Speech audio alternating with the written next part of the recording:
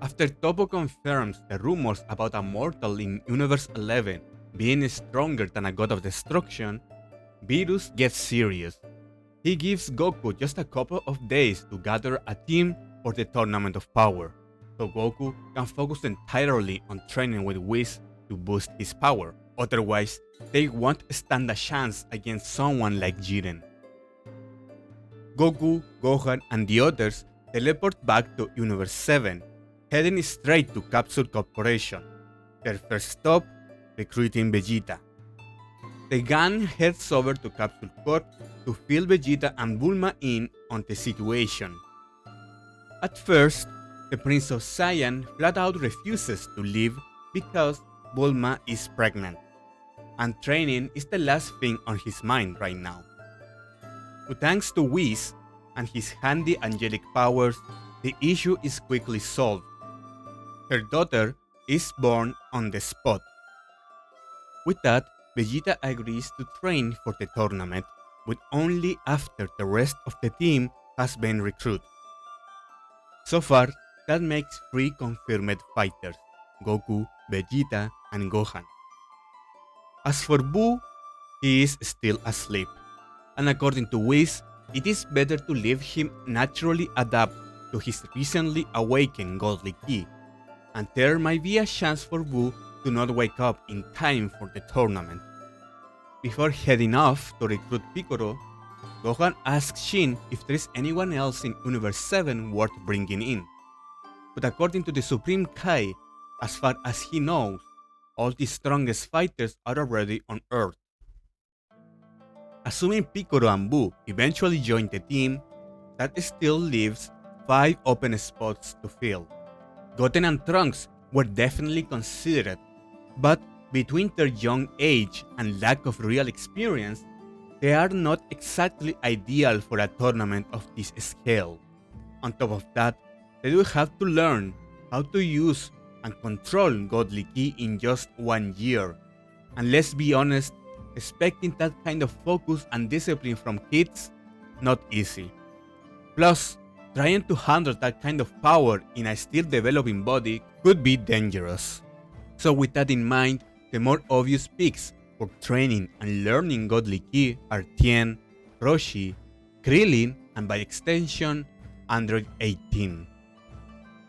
But before diving into the training, let's quickly establish where each of them stands in terms of power right now, before the training begins. Unlike the others, Tien has been grinding non-stop. As I mentioned way back in the Cell arc video, he's even capable of using the Kaioken. That said, without access to godly ki, Tien has basically hit a wall. His power hasn't gone up in a long time. Right now, his base power level is 29, putting him on par with the Saiyans in their base form using regular ki. With Kaioken at max output, he increases it up to 31. Next up is Krillin. Unlike Tien, Krillin hasn't been training consistently. It wasn't until the whole resurrection of Frieza mess that he got serious again, this time training alongside his wife Android 18. At the moment, Krillin's power level sits at 28, while 18 is a solid 35, being weaker than a Super Saiyan. Then we have Master Roshi. As we established back in the Resurrection of Frieza arc video, at full power, Roshi reaches a level of 29, not bad for the old man. That just leaves Android 17, the wild card. We haven't seen him since the Cell arc, when in the manga it's implied that he's grown way stronger thanks to protecting the Monster Island and training with Cell Juniors. But let's take that a step further and prove a more in-depth explanation. On Monster Island, there exists a rare and sacred water source nearly impossible to find that can unlock the hidden potential of powerful warriors. After years of protecting the Monster Island, battling Cell Juniors, and tapping into the sacred water, Android 17 didn't just power up, he went way beyond expectations. Over time, he even awakened Demigod Ki. Right now, his base power sits at 46, just a bit below than a Super Saiyan 3. But when he taps into his unmastered Demigod Ki, he shoots up to 59, putting him on par with a demigod perfected Super Saiyan 1 Goku. With all the main peaks locked in, Universe 7's team is nearly complete. The only remaining question mark is Buu. For now, they will wait and see. There is still almost a year left before the tournament begins, so there is a small chance he might wake up in time. With the Tournament of Power drawing closer, all the fighters of Team 7 commit fully to one goal: train non-stop for the next 12 months. But this won't be any regular training. Instead, each member will follow a specialized training method, tailored to mastering Godly Ki and sharpening their own unique strengths and weaknesses.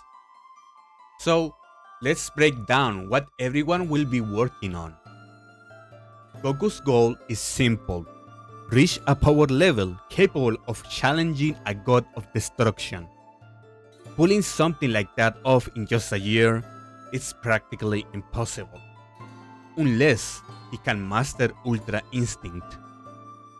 Ever since unlocking Godly Ki, Goku's been slowly working toward that divine technique, and as always, Whis is the only one qualified to teach it. Vegeta, on the other hand, has also been trying to learn Ultra Instinct, but it's just not clicking. His mindset isn't exactly ideal for the technique's passive and calm nature. Realizing this, Vegeta decides to stop chasing Ultra Instinct and instead focuses on amplifying his raw power. And that's where Beerus steps in. Seeing Vegeta's more aggressive nature, Beerus personally takes him under his wing to train him in the ways of the gods of destruction. His new goal: master Ultra Ego and learn how to harness the power of destruction itself. So now, with Whis focused on Goku and Beerus training Vegeta, the rest of the Team 7 turns to the Supreme Kai, Shin, and the Elder Kai. They will be responsible for helping the remaining fighters unlock their full potential. Krillin, Tien, and Master Roshi decide to team up and train together with one shared goal: learn how to use Demigod Ki. To do that, they approach Shin and the Elder Kai for guidance. Now, usually, gods don't just hand out divine secrets to mortals, but since the universe is on the line, this is a special case. They even consider using the same potential unlocking ritual that Elder Kai performed on Gohan back during the Buu arc. But Elder Kai quickly shuts that down. Gohan's ritual worked because his potential was that ridiculous. In the case of Krillin, Tien, and Roshi, they already hit their natural limits. They don't have enough untapped potential to awaken Demigod Ki through a ritual. So, if they want to reach that level, the only option is to grind it out through intense training. But it's not going to be easy, and 1 year might not be enough. With that in mind, here is the plan. They will enter the hyperbolic time chamber and train for 2 full years inside, focusing solely on learning to control Demigod Ki. Shin and Kibito will join them, serving as sparring partners, providing food, healing, and divine knowledge to boost their effectiveness. Meanwhile, Elder Kai will search for alternate methods to help them grow even further once they complete this phase. Gohan and Piccolo, who are already been training together, will continue their partnership, only this time with even more intensity. Once the humans finish up in the time chamber, Gohan and Piccolo will take their turn, training for 2 years in the same environment. As for Android 17 and Android 18, they will hold off on using the hyperbolic time chamber for now. Instead, they head to Monster Island, where 17 once drank the sacred water. If they can find it again, it might help unlock Android 18's latent power and give her a big head start. Through all this, Boo is still sound asleep, no change there. Eventually, Krillin, Tien, and Roshi complete their intense time chamber training. All three manage to learn how to use Demigod Ki, and in Tien's case, his constant training finally pays off, and he even managed to tap into fully fledged Godly Ki. With their first major milestone achieved, Elder Kai is already prepared with the next phase of training. Uniquely tailored to each of them, Krillin, due to his more methodical and technique-focused fighting style, is given a special recommendation by Elder Kai. He should learn how to control spirit. This is a rare technique that allows the user to manipulate Ki in versatile ways, creating unique abilities almost akin to using magic with Ki. And the best place to learn this is in the planet Yadrat, the same place where Goku once learned instant transmission. So for the remainder of that year, Krillin travels to Yadrat to begin this specialized training. Next is Master Roshi. Elder Kai senses something unusual about him. Turns out that Roshi is a descendant of Earthling sorcerers. With that in mind, the best course of action for him to grow stronger in a short time is to tap into his magical heritage. And who better to help with that than his own sister, Uranai Baba. Roshi sets out to train under her and explore the mystical side of his abilities. Finally, we come to Tien. Elder Kai reveals something long forgotten. Tien is a descendant of the Triclops, a now extinct race known for their great strength and pure hearts. However, during his time under the corrupted teachings of Master Shen, Tien likely lost access to many of those innate abilities. But now that Tien has mastered Godly Ki, Elder Kai believes he can help Tien awaken his dormant Triclops powers through a special ritual. Tien agrees without hesitation.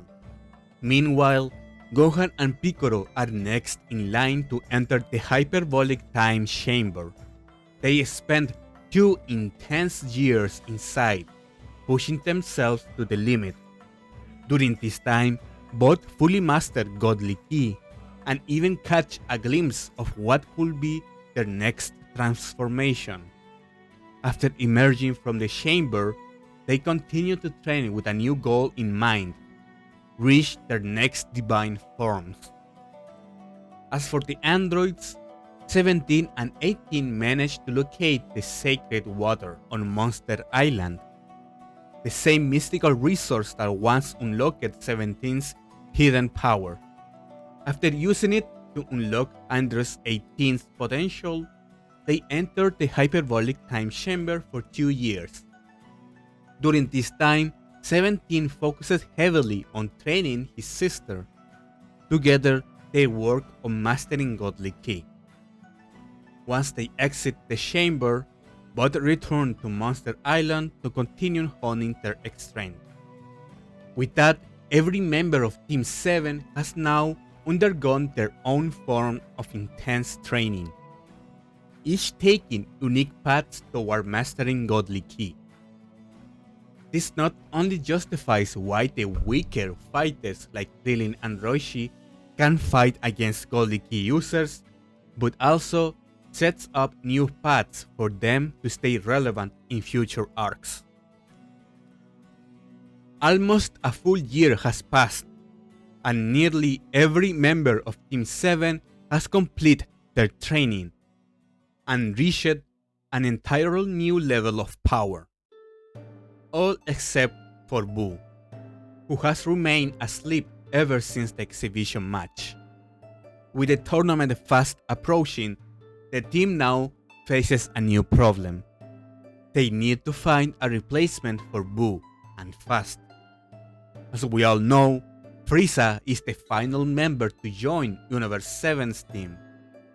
During his time in Hell, he surprisingly didn't remain idle. He used mental training to continue honing his skills. Through sheer focus and discipline, Frieza not only mastered Godly Ki, but also perfected his golden form. As a result, his power increased significantly, now standing on par with that of a perfected Super Saiyan Blue. With that, Universe 7 team is finally complete. Every single member has made substantial progress through intense and focused training, ensuring they are all prepared for the Tournament of Power. Now, I will quickly go over the immediate results of training for each member of Team 7. Goku is now capable of using perfected Super Saiyan Blue combined with maximum Kaioken for extended periods without his body falling apart. More importantly, he can now access Ultra Instinct in any of his forms. However, this ability is impassive. Goku must clear his mind and consciously activate it. He can only use it for either offense or defense at a time, not both simultaneously. That said, it's still an extremely powerful technique in his arsenal. Additionally, Goku can now enter Ultra Instinct Sign, though it remains very taxing and should be reserved for extreme situations. Vegeta, despite having to start a completely different form of training, made huge strides. He can now use destruction power in all of his forms, although it makes significant energy and effort to do so. He's also mastered Super Saiyan Blue Evolve, and more impressively, can tap into Ultra Ego, which allows him to push his power even further. Like Goku's Ultra Instinct Sign, Ultra Ego is risky and should be used sparingly. Now, just a quick note before we move on. Why didn't Goku and Vegeta just train inside the hyperbolic time chamber to get years worth of training done in a few days? Well, I have a few reasons. First, from a story perspective, I don't want to overcomplicate things. Whether it's 1 year, 2, or 5, the specific amount of time isn't what matters. What matters is that Goku and Vegeta reach the exact level of strength I need them to have for the arc. If I had to give an universe explanation, it could simply be that Whis and Beerus prefer not to train in the time chamber. We all know how Beerus is. He's not exactly the type to tolerate that kind of setting, and also there is not good food in there. And if I'm not mistaken, there is a time limit of how long a person can train inside the time chamber, so could be that the Saiyans have reached their limits already.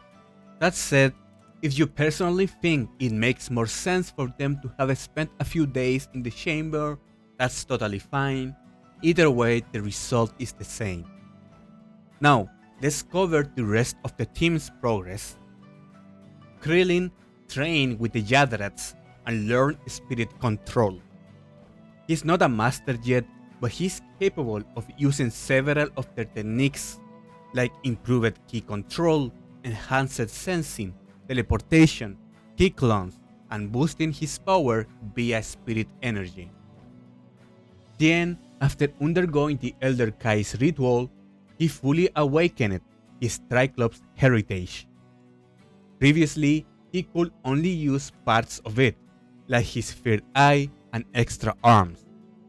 But now, he can transform into a Super Triclops form while using Godly Ki.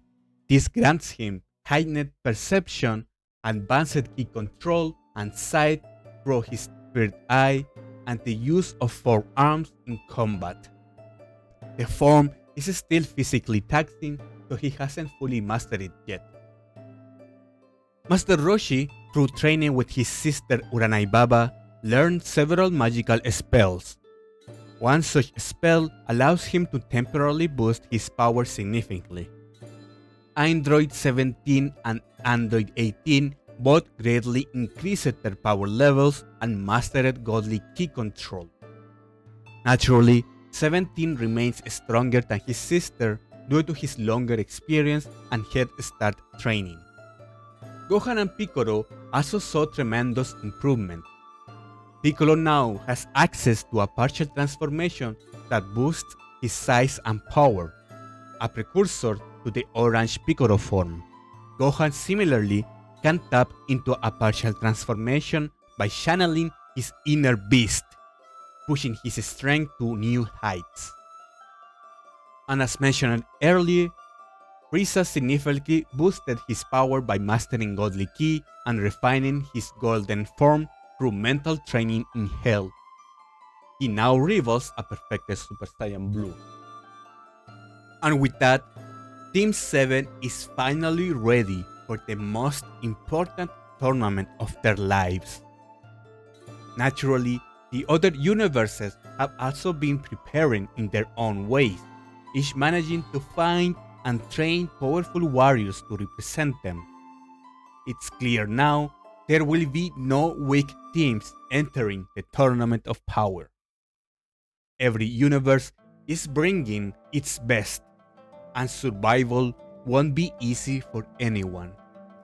With that, just a few hours remaining before the tournament begins, all the members of Team 7 gather together one final time. The moment has come to discuss their approach, to plan out their strategy, coordinate their roles, and ensure they give themselves the best possible chance of success in the battle ahead.